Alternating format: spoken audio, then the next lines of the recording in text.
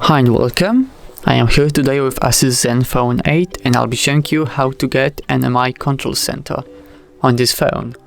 So first you have to go to the Google Play Store and then search for MI Control Center. It's right here. Its full name is MI Control Center, Notifications and Quick Actions. All you have to do now is just to install it, wait for a short while, and then open.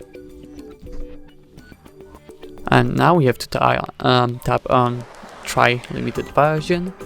You have to give dual SIM, permissions, accessibility, MI Control Center, use MI Control Center, and allow.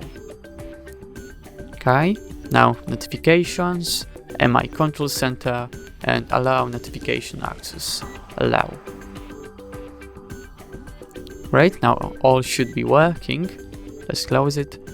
And now if we go to our home screen and swipe our finger from top to the bottom, as you can see, we open up this cool looking MI Control Center. It's a bit laggy on this phone, but it works, as you can see. And that's everything for this video. Thank you so much for watching and goodbye.